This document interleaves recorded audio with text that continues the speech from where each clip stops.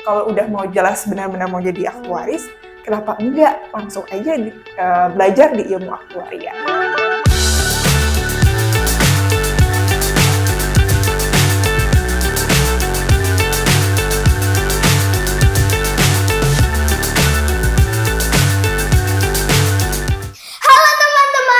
Lagi bersama Gabrian di channel Fun with Ian. Nah, di podcast Ian kali ini kita kedatangan bintang tamu dari Australia.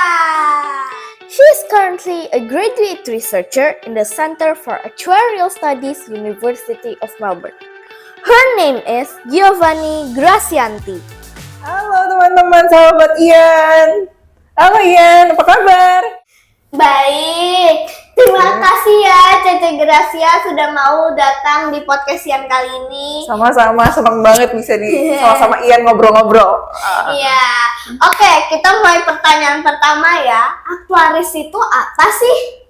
Oh, jadi aktuaris itu salah satu profesi. Jadi seperti pengacara, seperti dokter. Nah, seorang aktuaris itu adalah problem solver, jadi pemecah masalah. Dia berpikir strategis, menggunakan keterampilan matematika dan statistikanya untuk membantu bisnis, pemerintah, ataupun juga individu dalam mengukur probabilitas. Probabilitas itu kemungkinan terjadinya suatu peristiwa, atau mengukur resiko. Resiko itu kejadian yang kita tidak mau ya, negatif gitu kan. Atau juga mengukur dampak keuangan di masa depan. Nah, pengukuran itu dipakai untuk kita mengambil kebijakan. Jadi dibantu untuk kebijakan-kebijakannya tepat dan bijaksana. Oke, nah kalau gitu untuk jadi aktuaris harus kuliah di jurusan dan fakultas mana? Dan setelah lulus kuliah apakah kita bisa langsung jadi aktuaris atau harus kuliah khusus lagi? Atau gimana? Pertanyaan bagus nih buat yang mau jadi aktuaris ya. Nah, aktuaris itu gelar profesi. Jadi diraih ketika menyelesaikan beberapa rangkaian ujian. Nah, ujian-ujiannya itu seputar matematika, statistika. Nah, kalau di Indonesia sendiri ujiannya itu ada 7 ujian untuk menjadi ajun aktuaris atau associate. Lalu ditambah 3 lagi untuk fellow. Nah, jadi tidak ada sepertinya harus jurusan tertentu atau kuliah tertentu untuk jadi aktuaris. Tetapi akan sangat membantu atau memudahkan jika misalnya teman-teman yang mau menjadi aktuaris itu belajar sesuatu atau jurusan yang berbasis matematika, karena jadinya sekalian untuk belajar untuk ujiannya gitu. Nah, untuk teman-teman nih yang udah mau nih jadi aktuaris atau mau belajar tentang ilmu aktuaria, jadi ilmunya tuh namanya aktuaria, itu ada jurusannya memang aktuaria. Jadi sekalian lulus S1, lulus sarjana begitu, sekalian bisa mempelajari pelajaran-pelajaran yang diujikan di profesinya. Nah, bahkan di beberapa perguruan tinggi di Indonesia, universitas di Indonesia, ada yang beberapa mata pelajarannya sudah disetarakan dengan ujian-ujian profesi. Nah, kalau di Indonesia ini tuh ujian profesi aktuaris itu diselenggarakan oleh Persatuan Aktuaris Indonesia atau PAI. Jadi ketika lulus udah ada misalnya ada 5 pelajaran, ada misalnya contohnya ambil pelajaran matematika keuangan gitu. Selesai pelajaran mata kuliah itu, nah ketika lulus di mata kuliah tersebut nilainya mencukupi, bisa disetarakan dengan ujian yang ada di PAI. Nah, tapi kalau ditanya apakah ketika lulus kuliah aktuaria gitu ya, langsung jadi aktuaris? Jawabannya tidak.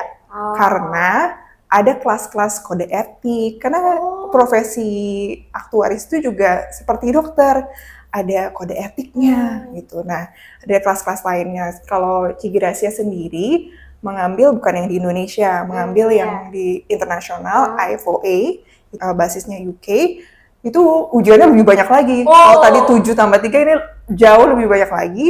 Dan bisa terhitung ya? Masih terhitung tapi lebih banyak. Dan ada syarat minimum bekerjanya juga gitu. Jadi kembali lagi pertanyaannya Ian, jadi siapa aja nih bisa jadi aktuaris? Jadi nggak sempit gitu untuk yang jurusan tertentu. Tapi kalau udah mau jelas benar-benar mau jadi aktuaris, kenapa enggak langsung aja belajar di ilmu aktuaria. Kok gitu, mengapa Cece Gracia mau menjadi aktuaris? Emangnya bagaimana sih penerapannya di dunia nyata? Pertanyaan bagus nih, Ian. Yang membuat Ci Gracia tertarik itu adanya kesempatan untuk kita bisa bermanfaat bagi masyarakat luas.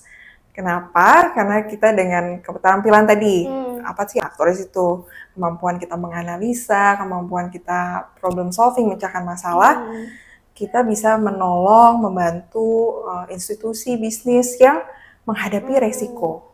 Nah, resiko ada di mana-mana, setuju kan Ian ya? Resiko itu terjadinya suatu peristiwa yang kita tidak inginkan. Nah, kita bermain gitu ya. Aktuaris itu suka sekali dengan yang namanya resiko. Suka itu artinya tidak anti gitu ya dengan namanya resiko. Lalu juga yang kedua itu adalah ketidakpastian. Banyak yang ketidakpasti kan di bisnis, di institusi, di mana-mana begitu. Nah, dengan keterampilan kita bisa membantu orang ya melalui profesi kita. Nah, penerapannya di dunia nyata tuh apa aja?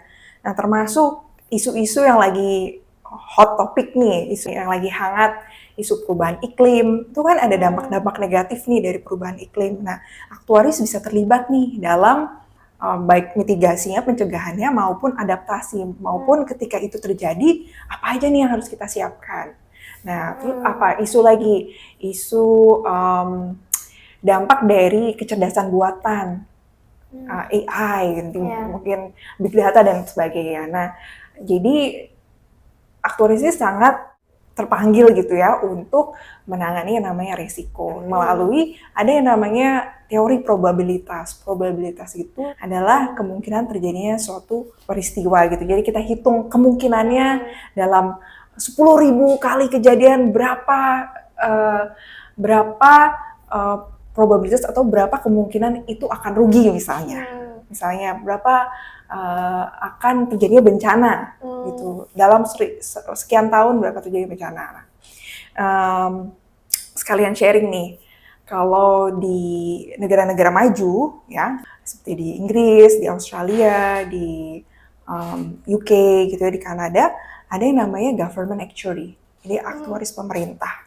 Nah, perannya itu adalah membantu untuk kebijakan-kebijakan penghematan uang dan menangani resiko adanya kompleksitas dari pensiun. Nanti mungkin Ian bisa pelajari lagi.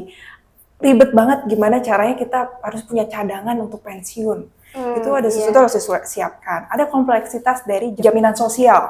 Di Indonesia udah mulai ada BPJS Kesehatan, BPJS Tenaga Kerja. Itu tidak mudah untuk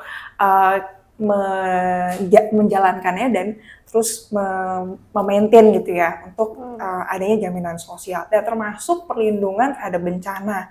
Apalagi nih terakhirnya kita ada pandemi kan, pandemi ada dampak-dampak negatif. Nah di situ aktuaris bisa ikut berperan. Nah, semoga nih ini harapannya Ci Gracia nih nanti Ian besar, Ian udah besar ya, tapi kalau nanti Ian bekerja nanti sudah ada nih namanya government actuary. Itu menandakan bahwa Indonesia ini negara yang maju. Dan jadi ya balik lagi kenapa Ci Gracia mau menjadi aktuaris tuh karena ada kesempatan kita untuk membantu orang dan bermanfaat lebih banyak ya. Wah, kalau gitu Cece Gracia sekarang lagi sibuk apa? Oh, jadi sekarang Ci Gracia sebenarnya lagi stay di Australia, lagi menempuh PhD di bidang aktuaria di University of Melbourne. Nah, biasanya sambil research itu sambil juga ngajar di University of Melbourne, tapi sejak melahirkan tahun lalu lagi pause dulu gitu. Oke. Nah, apa juga sih itu PhD? PhD itu gelar doktor atau S3. Biasanya kalau kita setelah lulus SMA, kita S1 ya. Itu sarjana 1, strata 1. Itu biasanya 4 tahun kita banyak pelajaran, terus abis itu di akhir kita ada skripsi begitu. Nah, S2 biasanya ada yang kalau selanjutnya setelah lulus S2 biasanya ada yang cuma studi, ada yang riset aja, tapi itu kira-kira 1-2 tahun. Nah, kalau S3 ini lebih lama lagi 3-5 tahun, tapi bobotnya lebih banyak risetnya. Kalau di S1 itu risetnya paling cuma semester terakhir 6 bulan gitu. Tapi di S3 ini bertahun-tahun gitu ya, kita riset. Goalnya adalah adanya penemuan baru. Gitu. Kalau di S1 mungkin kita replika sesuatu yang sudah ada, kita bisa replika lagi. S2 mungkin kita belum dituntut untuk punya sesuatu yang baru tapi mengembangkan saja. Tapi di S3 ini kita istilahnya dituntut begitu ya untuk adanya penemuan baru. Ngomong-ngomong, di tengah-tengah kesibukan Cece Gracia, apa yang bikin Cece Gracia tetap semangat menyelesaikan PhD? Oh iya ya, tetap semangat. Pertama, karena panggilan. Bahasa kerennya tuh calling ya. Jadi walaupun ada tantangan, ada kesulitan gitu ya, kalau kita tahu bahwa itu tuh bagian dari panggilan kita, bagian dari calling kita, pasti kita terus tekuni. Yang kedua, kenapa tetap semangat, adanya orang-orang yang dukung Ci Gracia. Yang supporter paling utamanya ada di rumah nih, Ko Geraldo, pasangan hidupnya Ci Gracia yang terus nggak kenal lelah support dan juga nyanyi dan menyemangati gitu. Wah, keren banget ya Cece Gracia. Nah, yang terakhir, Cece Gracia ada gak pesan buat teman-teman yang nonton podcast Ian ini? Kalau dapat kesempatan seperti ini tuh jadi pengen banget ya banyak pesan-pesan gitu ya, tapi mungkin ya gak apa-apa, semuanya aja. Tapi kita mungkin ambil yang kita baru saja obrolkan tadi. Nah, Ci Gracia tuh percaya bahwa setiap manusia itu diciptakan, dilahirkan, ada tujuannya, ada panggilan yang Tuhan sudah tetapkan. Nah, kalau kita mau tahu apa sih panggilan kita, pasti kita tanyanya sama penciptanya dong. Karena kita ini ciptaan, tanya kita sama penciptanya. Maka yang pertama, Gracia ajak untuk kita semua teman-teman dekat dengan pencipta kita, dekat dengan Tuhan. Yang kedua, kembangkan talenta kita. Seperti Ian nih, berani mau berbagi ilmu gitu melalui podcastnya, melalui pokoknya bagus banget nih. Ci Gracia suka banget, kalau Ko Geraldo suka banget nontonin Ian.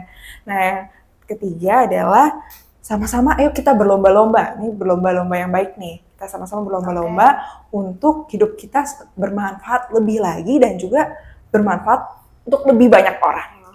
Oke, itu ya pesan-pesan dari Cece Gracia. Ingat ya teman-teman. Thank you ya Cece Gracia sudah sempatin waktunya buat podcast bersama Ian. Sama-sama Ian, terima kasih teman-teman semua. Oke, sampai jumpa di podcast Ian selanjutnya. Have fun with Ian. Ngomong-ngomong, emangnya Cece Gracia mau sampai S berapa sih? Mau S4, S5, atau Cece Gracia mau S coret? Emang ada S coret? Ada, itu yang di jalanan kan ada tulisan S dicoret. Oh,